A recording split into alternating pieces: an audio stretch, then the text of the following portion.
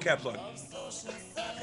We are back live. It's your Bolo Punch Boxing Hour brought to you by George Rogie Insurance. www.bolopunchboxinghour.com. Streaming to you live as always on Ustream.tv. And we go to ESPN.com for a rundown of all the fights that got us through the week. Saturday night in Las Vegas, Nevada, light heavyweight action for the light heavyweight championship of the world. Bad Chad Dawson. You know what? All this talk about how he doesn't want to be bad Chad, he wants to be awesome Dawson. That's just out the window now. It better be awesome. His trunks even said bad.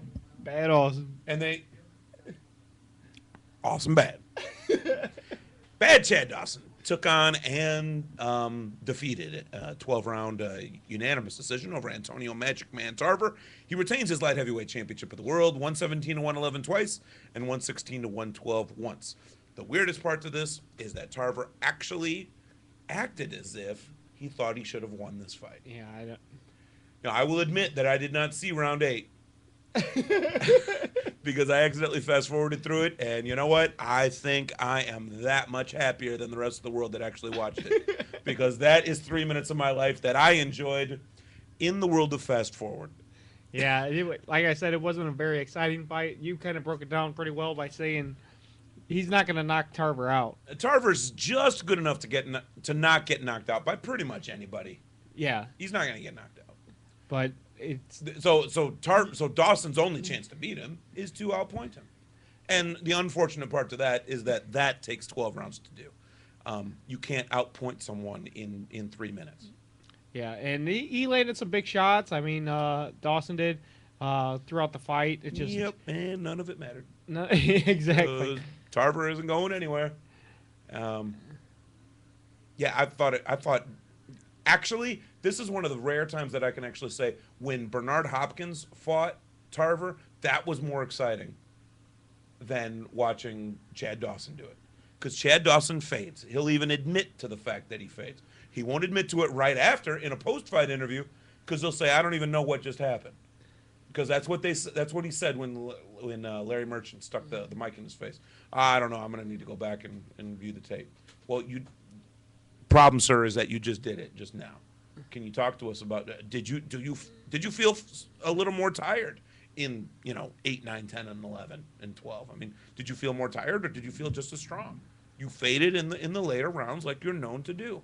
So you get way up on the scorecards and then you make it more interesting by allowing the guy to get back into the fight because Tarver was actually having some good rounds at the end. Yeah, but he never really got into the fight here. I mean, 118. What are the scores? I slid it down too far. I think he only won one or two rounds, anyways, on most of the cards. They got this invention. 117, 111. So he won by 6 points on 2 of the cards and by 4 points on. Or 4 rounds rather, on the third scorecard. So Dawson didn't even make it close on the scorecard. Well, Tarver didn't even make it close. He lost handily to Dawson on the scorecards. Dawson never looked hurt throughout the fight. No, neither of them really looked hurt. That's the thing. I don't think Tarver at any point was even really bothered. But you could definitely see the difference in speed. Dawson is so much quicker. Yeah, well, Tarver's on his way to 40 years old. Exactly. So we're gonna have to see in the future. I mean, there's some smaller names in this light heavyweight division. Is he gonna move up to cruiser, try to fight someone like Cunningham or Adamek again? Give Adamek a rematch. I don't know who else he would fight. Jonathan Banks. DJ Flores. Yeah, there's a lot of talent up there. There's a lot of talent at 168 as well that might want to come up and fight him. I think super middleweight is the coolest place to hang out. I'm telling you, you've got the middleweight champion of the world, which always holds so much more esteem, so much more glitz and glamour than the super middleweight champion of the world. Super middleweight champion. Get the hell out of here. You're the middleweight champion of the world. You weigh 5 pounds less. You're the man. I mean, there's something. I mean, it has to do with, Sugar Ray Leonard and Marvelous Marvin Hagler and Tommy Hearns. Just being a belt, one of the original weight divisions. Yeah. I don't know. I'm not even talking right. It does hold a little bit more glamour to it. There is a lot more to it. There's a lot more history to it. How far back can you say, "Oh man, I'm the linear champion in super middleweight"? Okay, that's great. Your belt's been around 20 years. Out damn standing. Well, if you're Kelly Pavlik, he's the linear champion. He goes, my belt goes back to the 1800s. So have a good day. And like you said, I'm wearing it's the same belt that whoever was middleweight champion in the 1800s. You thought I was about to bust out a name. You'd be a lot closer than me busting out a name. Moving on down. Saturday night in Bamberg. Well, I mean, before we get to that, the problem here with Dawson is he really has no one to fight. And I said at the top of the show that the big winner here is actually Glenn Johnson, because even the HBO commentators were forcing the issue that it was on HBO, right? Yeah. Yeah, it wasn't Showtime. All right. They were talking in depth about how Glenn Johnson's the only guy left to fight him. He already fought Glenn Johnson, though, and he beat him. He did. It was a better fight than... It was very close. And, I mean, the only reason Dawson fought Tarver this time is because there was a rematch clause when he beat Tarver. I just combined him and made Tossin. That's awesome. Awesome Tossin. But, no. The only reason Dawson fought Tarver this time is because there was a rematch clause the first time Dawson beat Tarver.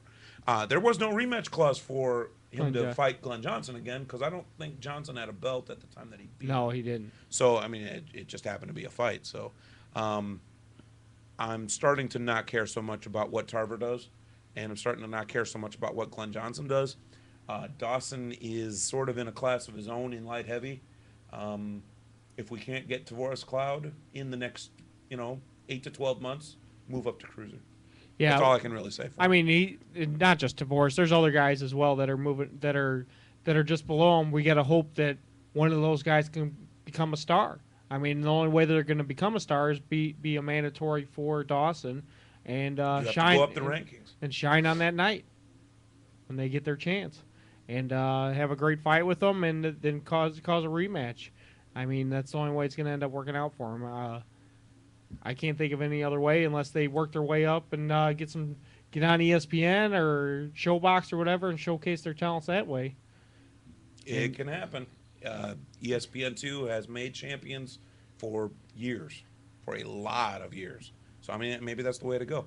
Saturday night in Bamberg, Germany, Marco Huck, TKO victory in the 5th round at cruiser over Vitaly Rusal. He retains his European Cruiserweight Championship of the World.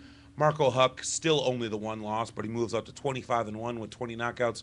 Rusal loses his first fight. He is now 23-1 with 16 knockouts. Very impressive. Love Marco Huck. His only loss was to Steve Cunningham, and that was late in 2007. So gotta love Marco Huck. He's just an exciting guy. Cunningham would be a guy that I would like to see Dawson fight. Even if it was We're done talking about Dawson. All right. Let's talk about Eurobor Campus. How we doing, Timmy? Got a minute and a half. Let's talk about this fight. Saturday night, Orlando, Florida, junior middleweight action. Yuri boy, Campas, a draw against Hector Camacho Sr. Okay. I don't even care about the scores. It was a draw. Let's just talk about these records. Yuri Boy Campas, 92-14-1 with 74 wins by knockout. Camacho Sr., 79-5 with 38 knockouts. I'm not about to do the math, but these guys have damn near 200 fights between them. Yeah, well, a 46-year-old guy and a 37-year-old guy. Yeah, I haven't. They're well past their prime. It's kind of interesting to see them fight each other. It would have been better maybe, 15, maybe 20 years ago when they were in their prime. 15, maybe 20. I mean, Yuri Boy Campas, when he fought Felix Trinidad, Trinidad was brand shiny new, like a 2009 penny. I mean, he was wearing a mustache back then. He had hair back then. He wasn't shaving his. He was light too. Okay, Trinidad messed up Yuri Boy Campas. Okay, Trinidad